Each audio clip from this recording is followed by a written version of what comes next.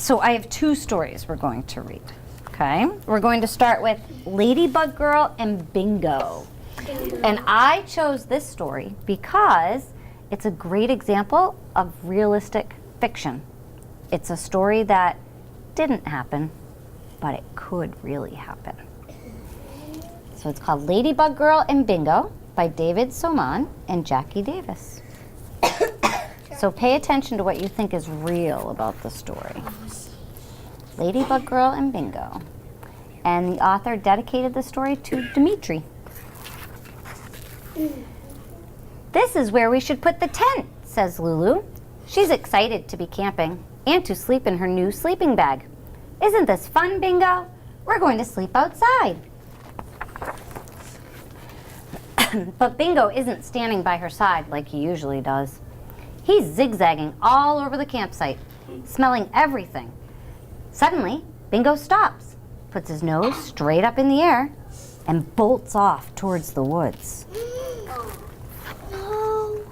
Papa quickly grabs Bingo by his collar and snaps on his leash. We're in the wild, not in our backyard, Lulu, says Papa. Make sure to hold on to Bingo's leash so he doesn't get lost. Don't worry, says Lulu confidently. Ladybug Girl would never let that happen. While her parents and brother are unpacking and pitching the tent, Ladybug Girl and Bingo decide to explore around their campsite. The forest is filled with exciting discoveries. Ladybug Girl and Bingo cast spells with a gnarly old wizard. Look at the tree. Did you see the tree? Ride on a galloping giant turtle. See the head and the shell? And sip tea with the buttercup fairies in their secret garden. Where are the cup fairies? The butterflies. Oh. Then the whole family hikes to a nearby lake. Bingo is pulling so hard that the leash slips through Lulu's fingers. Lulu's brother snatches up the leash. I'll hold him, he says. You're going to let him get away. No, I won't, says Lulu, taking the leash back from her brother. When they finally arrive at the lake, they rent a canoe. Everyone has to wear life jackets, even Bingo. Lulu thinks that Bingo looks like a brave sea captain. The canoe glides onto the water. Lulu loves the feeling of floating along. When they get to the middle of the lake, her parents stop using the oars and they drift. It is so quiet that Lulu can hear the clouds moving. Whoa. It's peaceful, and she doesn't have to worry about Bingo running off there. Lulu looks over the side of the canoe. Look, she yells. I see an underwater castle and mermaids. Really? That's just weeds, says her brother. What? Lulu looks again. No, it's definitely a castle for mermaids, and probably mer-dogs too. Maybe her brother needs glasses. After they return their canoe, it's time for a picnic lunch. Lulu eats a giant cheese and tomato sandwich, and at least 38 blueberries. What? Bingo has 2 bowls of kibble. Everything tastes better outside, thinks Lulu. When they've finished lunch, Lulu jumps up and asks, Do you want to play, Bingo? He pulls her toward the forest. We could play explorers in the jungle. How about we're trying to find a lost unicorn and we have to watch out for tigers? You stand guard right here, Bingo, Lulu says, hooking the leash over a branch. Uh-oh. Wonder what's going to happen. And I'll climb up this tree to see if I can find a unicorn. Crack! Uh-oh. Lulu hears the snap of a branch, and before she can blink, Bingo is racing away, with the leash trailing behind him. No, Bingo! She yells as loud as she can. Come back! Oh no, Lulu cries. Where did Bingo run off to? What if she can't find him? What if he's gone forever? No, Ladybug Girl says out loud. She knows she will find him, even if she has to look under every leaf in the forest. Ladybug Girl blasts off like a rocket to search for Bingo. She whizzes through a maze of trees, not caring if her wings get snagged on the branches. Bingo! She calls, but he doesn't come. After she leaps over a rushing river and stops beside a humongous boulder, she hears a familiar snuffling sound. Ladybug Girl zooms to the other side, and there, rooting in circles around a pine tree, is Bingo! There you are, Bingo, she shouts, flinging her arms around him. I'm so happy I found you. Ladybug Girl stands up and says, let's go back now. She looks around and realizes that she isn't sure how to get to their campsite. She ran so far to find Bingo that they could be hundreds of miles away. What if they need a helicopter to bring them back? Oh, really? Bingo tries to climb up the big rock. Up here? Asks Ladybug Girl. Holding Bingo's leash extra tight, she climbs to the top of the boulder. From this high up, she can see the entire forest. She sees the old wizard tree, and then, looking down, she realizes she is standing on the giant turtle rock. Ladybug Girl can even see their tent. Ladybug Girl and Bingo run breathlessly back to the campsite. Mama, Papa, guess what? We were searching for a lost unicorn, but then Bingo escaped into the woods, and I chased him forever. And then, when I found him, we were both lost in the woods. But then Bingo helped me figure out where we were. And we made it back, all by ourselves. You weren't lost, says her brother. You were right over there. We could see your wings the whole time. Ladybug Girl looks in the direction where they came from. It is really far away. Maybe her brother doesn't need glasses after all. Later, after dinner, they toast marshmallows around the fire. Can you believe we're up so late, Bingo? Lulu asks, staring at the stars that cover the whole sky. Wow, there are even stars in the trees, Lulu says. What? Those aren't stars, her brother says. They're fireflies. Fireflies? You should like them, he says. They're bugs that light up. When it's time to go to sleep, Ladybug Girl wriggles into her new sleeping bag with Bingo. I love you, Bingo, Lulu whispers. It has been a long day, and Ladybug Girl is a little bit sleepy. But tonight, Firefly Girl is up. What? What do you think she's going to do now? What do you think she's going to do, Elizabeth? I think she's going to pretend she's a firefly. She's going to pretend to be a firefly? Oh, yeah. Or maybe she's going to look for them too? Because she's holding a flashlight. So instead of Ladybug Girl, now she's Firefly Girl. Maybe catch fireflies. What made this story real? Because we've been talking a lot about realistic fiction. Why was it real? What do you think, Anna? Because she was searching for Bingo, and she lost Bingo, and then she was just right near her campsite, and she just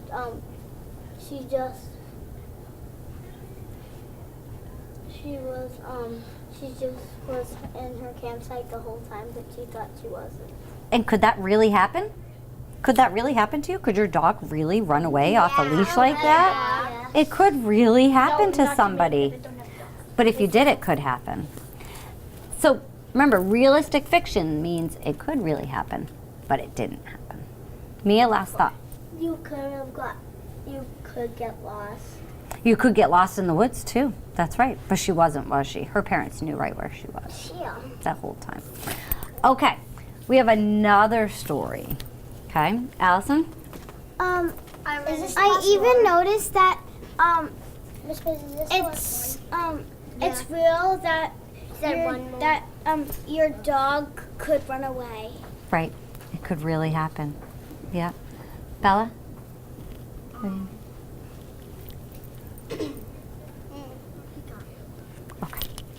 All right, are you ready for the next story? Yeah. Okay. So this story is called Fish and Fish. I'm gonna fish is fish. It's a tongue twister. Can you try to say it? Fish is fish. Fish is fish. tricky. It's tricky. It's fish. What is it? This story. Fish. Ready? Say it one more time. Fish is fish. Fish is fish. Okay. Fish is fish. Oh, one more time. That was it. That was it. That's just right. So this story is by Leo Leone, and I like this story because it helps you realize that everybody has different things and lives in different places, and that you should think about all the beautiful things that are around you, even though it might be different from somebody else. So see what happens to the fish and what lesson the fish learns. Fish is Fish by Leo Leone. At the edge of the woods there was a pond, and there a minnow and a tadpole swam among the weeds. They were inseparable friends. That's a big word, inseparable. What do you think that means? Eva, what do you think? Like they can't come apart. Right, they like to be together all the time. Right. Okay, I'm going to keep reading. Hold on to your thought. And I had another one. One morning, the tadpole discovered that during the night, he had grown 2 little legs.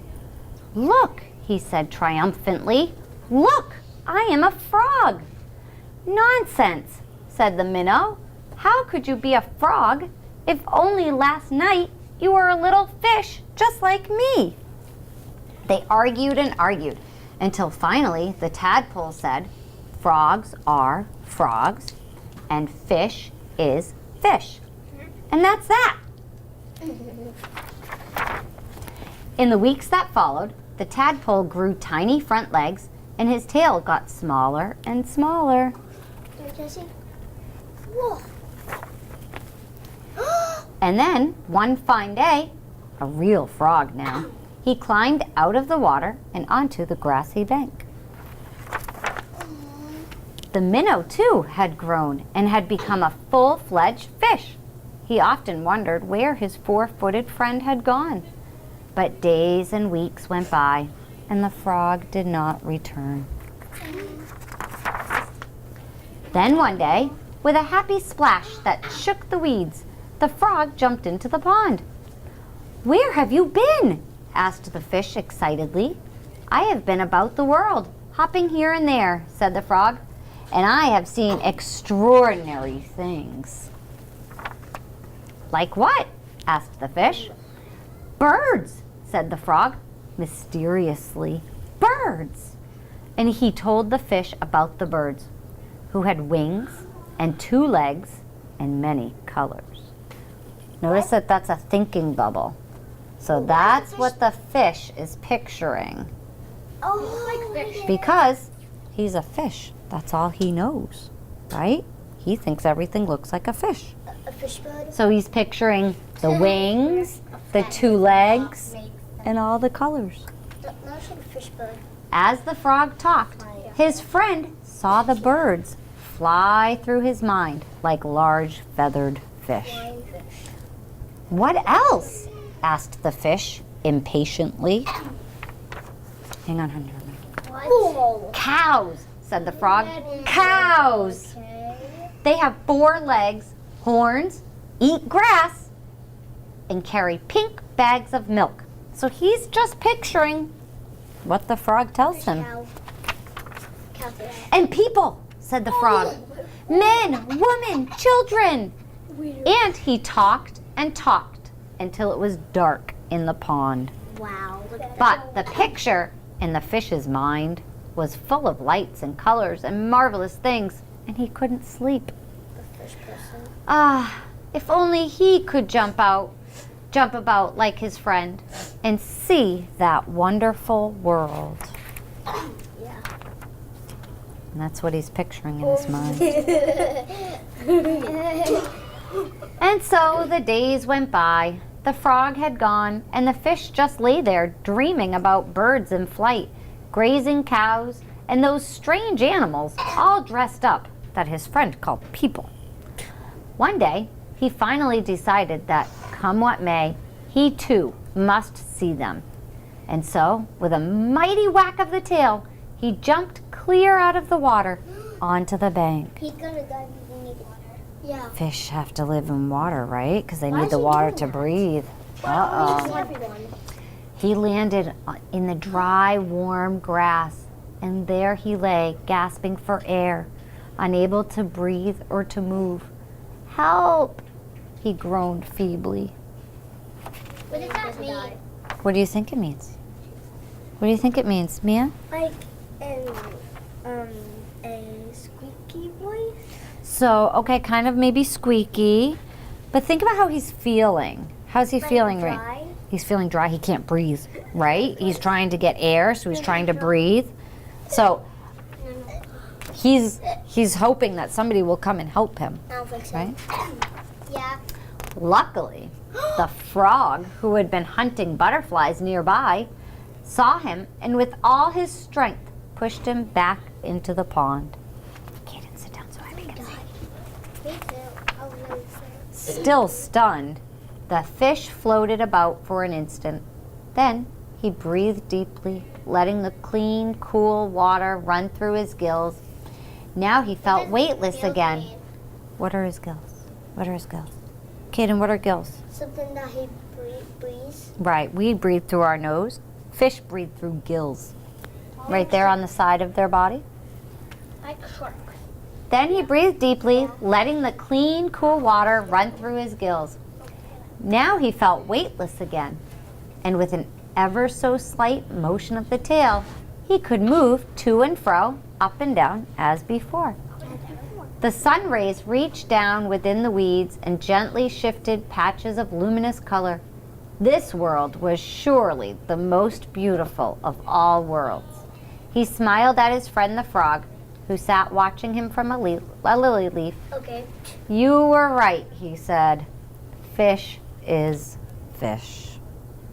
So can he be anything else other than a fish? No. Should he be happy with who he is? Yeah. Right, and where he lives and what he has around him? I want to be a frog. That's the end. Or maybe. Bye.